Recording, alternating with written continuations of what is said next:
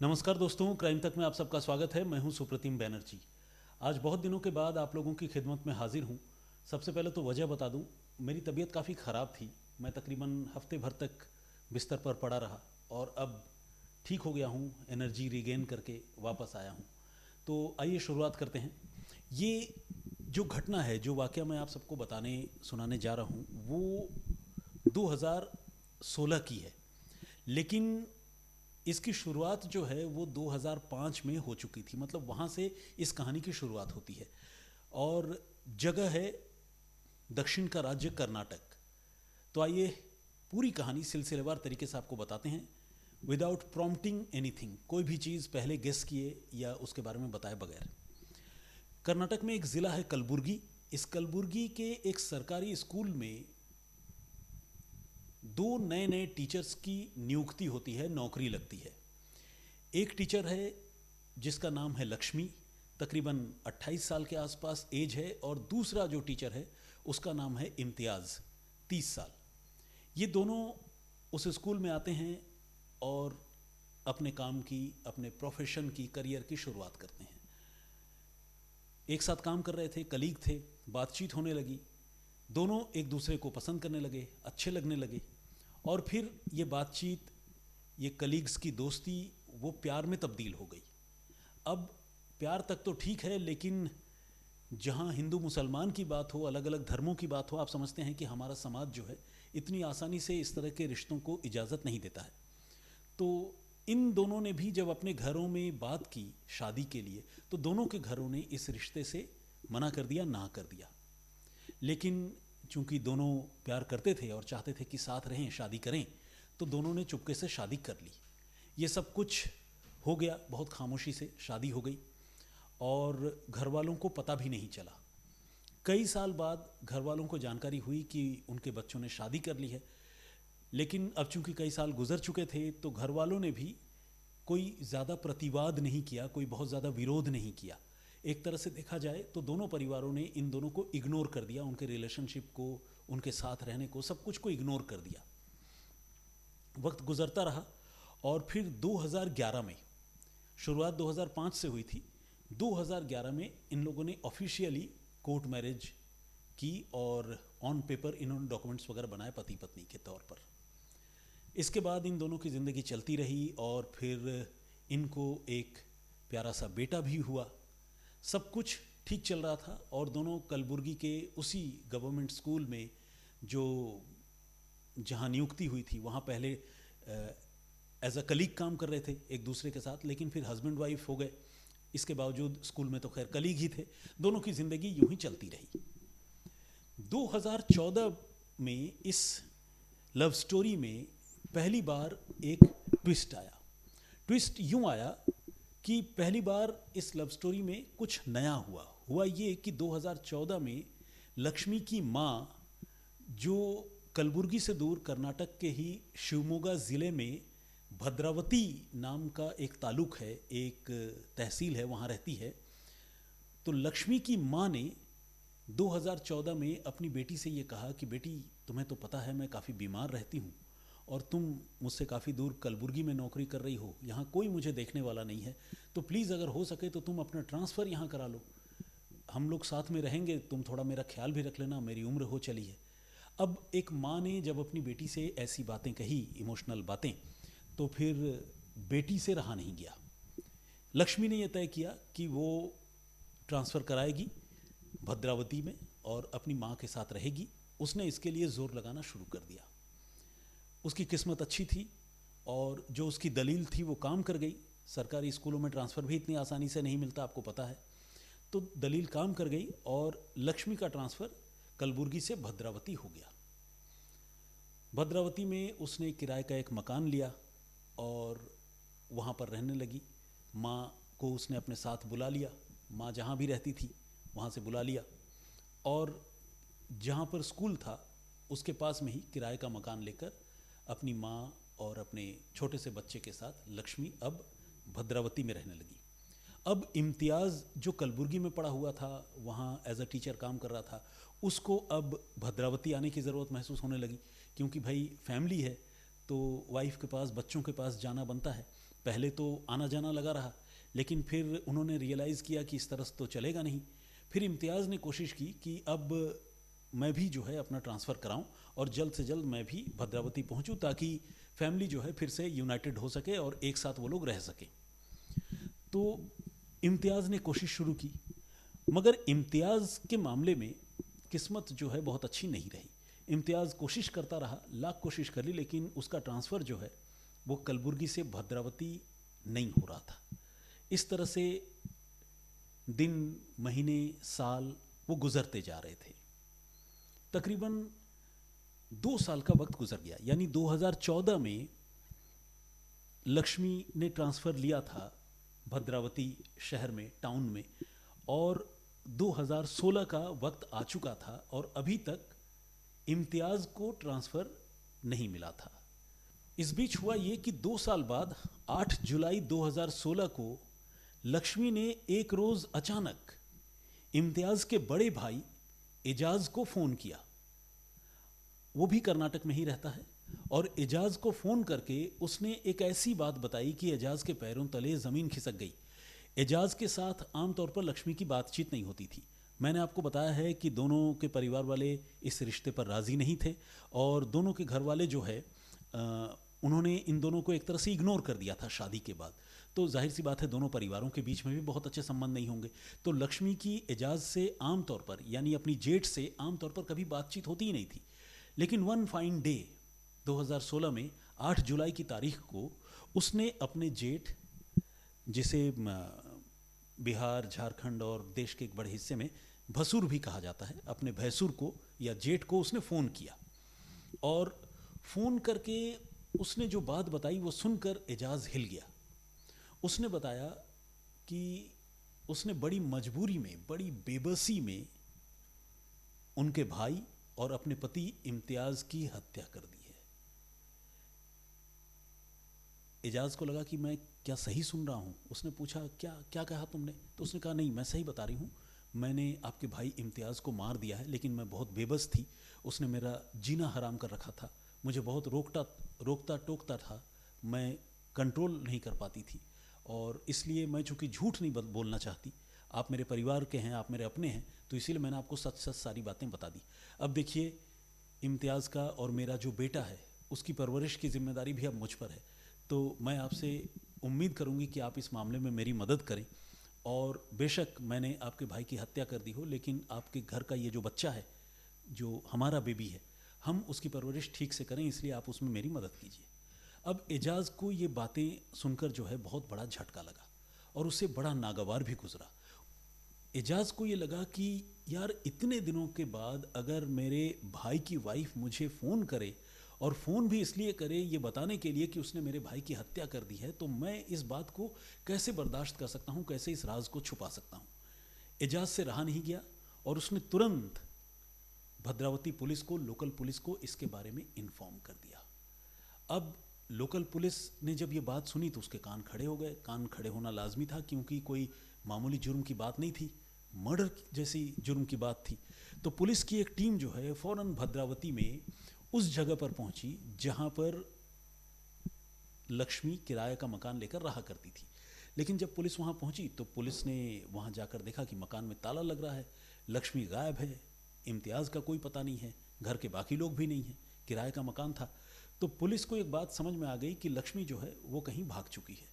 लेकिन पुलिस को इस मामले को सुलझाना तो था ही। 8 जुलाई की तारीख की ही ये बात है। अब पुलिस एक्टिव हो गई और उसने फ़ौरन लक्ष्मी का जो मोबाइल फ़ोन है, उस मोबाइल फ़ोन को उसने सर्विलांस पर लगा दिया।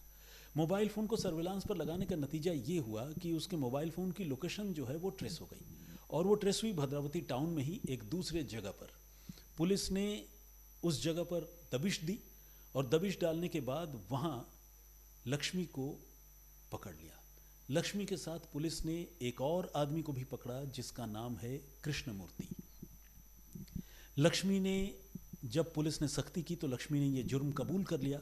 उसने माना कि हाँ, उसी ने जो है अपने पति इम्तियाज़ की हत्या की है, और उसने इसके बारे में अपने जेठ को, एजाज़ को बताया था, लेकिन एजाज़ ने लगता है कि सारा राज खोल दिया है, तो उसके पास भी अब बचने का कोई जरिया या रास्ता था नहीं, तो उसने पुलिस के सामने अपना जुर्म कबूल लिया।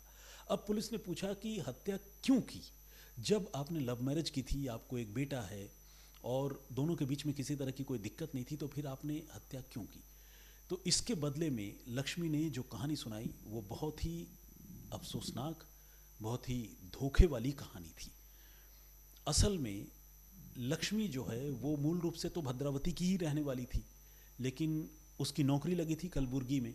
तो जब कुछ साल कलबुर्गी में नौकरी करने के बाद वो भद्रावती में वापस आई, तो यहाँ वापस आने के बाद जब अपनी माँ के साथ रहने लगी, तो जिस मोहल्ले में वो रहती थी वहाँ उसके बचपन का एक दोस्त रहता था जिसका नाम है कृष्णमूर्ति।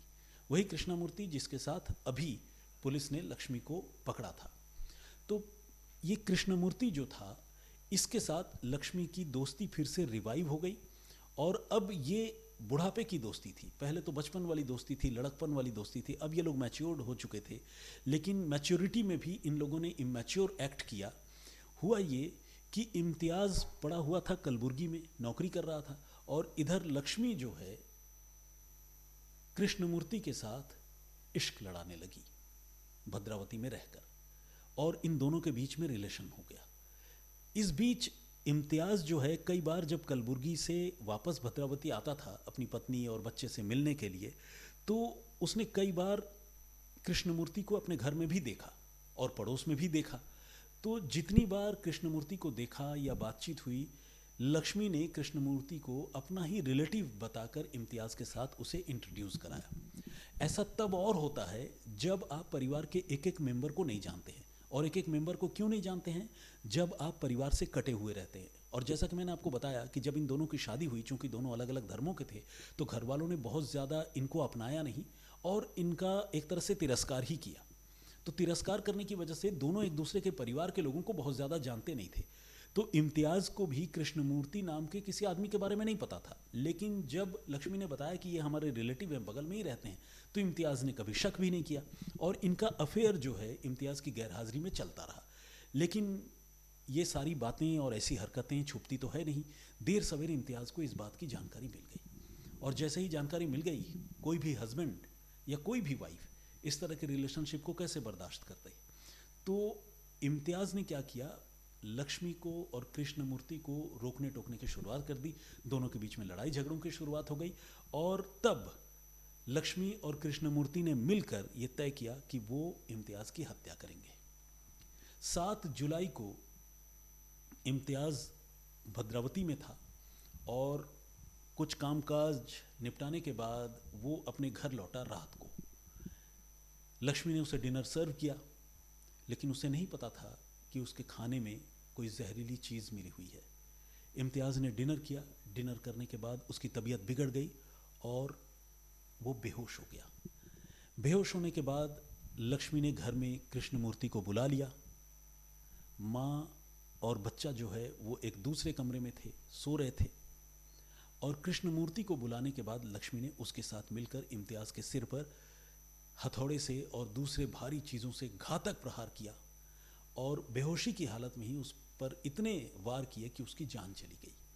इस तरह से रातों रात इम्तियाज़ की हत्या कर दी, और 7 और 8 जुलाई की मिडनाइट को इन्होंने वो बॉडी जो है इम्तियाज़ की भद्रा नदी में डिस्पोज ऑफ कर दिया, बहा दिया। और इस काम में उनकी मदद की कृष्णमूर्ति के भाई शिवराजू ने। शिवराजू एक इनोवा लेकर आया जो उसके पास था। उस इनोवा में उन्होंने इम्तियाज़ की बॉडी रखी और भद्रा नदी के किनारे तक लेकर गए, और नदी की तेज़ धार में उन्होंने वो लाश फेंक दी और वापस घर चले आए। लेकिन हुआ ये कि लक्ष्मी इस हत्या के बाद से जो है काफ़ी डरी हुई थी। उसको तनाव था कि कहीं ये भेद खुल ना जाए। वो अपने साथ कुछ हमदर्दों को जुटाना चाहती थी जो उसके पॉइंट ऑफ व्यू को समझे और ये कहे कि चलो जो हो गया कोई बात नहीं, तुमने गलती कर दी। लेकिन ऐसा तो होता नहीं है ना।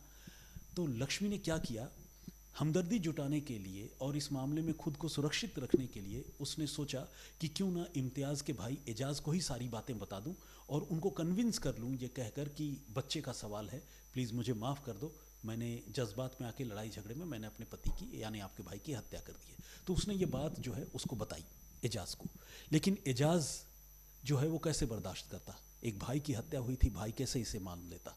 तो उसने जो है ये तय किया कि वो छोड़ेगा नहीं, और उसने फिर फ़ौरन पुलिस को जानकारी दी। 7 और 8 जुलाई की रात को हत्या हुई। 8 जुलाई के दिन कातिल महिला ने, लक्ष्मी ने, इस बात का कन्फेशन किया मोबाइल फ़ोन पर अपने ही जेठ के पास। उसने पुलिस को जानकारी दी, पुलिस ने जांच शुरू की। और आपको जानकर ये अच्छा लगेगा कि पुलिस की तफ्तीश और स्विफ्ट एक्शन की बदौलत अगले ही दिन यानी 9 जुलाई को भद्रा नदी से गोताखोरों की मदद से वो लाश पुलिस ने रिकवर कर ली, बरामद कर लिया। और उस लाश पर जब पोस्टमार्टम हुआ तो उन इंजरीज के मार्क भी मिले जिस तरह के हथियार से उसके सिर पर हमला किए जाने की बात लक्ष्मी ने और कृष्णमूर्ति ने कबूल की थी। उनकी निशानदेही पर वो हथियार भी पुलिस ने प्रोक्योर कर लिए, बरामद कर लिए, रिकवर कर लिए। इस तरह से कत्ल के एक ऐसे मामले को जिसके बारे में कोई नहीं जानता था, खुद कातिल के एक फ़ोन कॉल ने उस मामले को सॉल्व कर दिया, सुलझा दिया। यहाँ एक और भी इम्पॉर्टेंट बात है, वो ये कि हत्या तो हो गई, लाश बरामद भी हो गई और कातिल जो है वो पकड़ा भी गया, लेकिन रीज़न जो है वो फ़ोन कॉल बना जो इम्पल्सिव रीज़न की वजह से, इम्पल्सिव बिहेवियर की वजह से खुद कातिल महिला ने उसके बड़े भाई को फ़ोन करके बताया, मरने वाले शख्स के यानी अपने पति के बड़े भाई को फ़ोन करके बताया।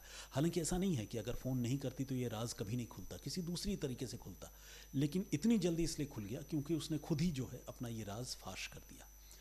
अब इस मामले में इतने सालों के बाद कोर्ट ने, तकरीबन 9 साल हो गए, कोर्ट ने इस मामले में सज़ा सुनाई है। कोर्ट ने जो सज़ा दी है उसके मुताबिक लक्ष्मी को और कृष्णमूर्ति को इस मामले में फांसी की सज़ा दी गई है।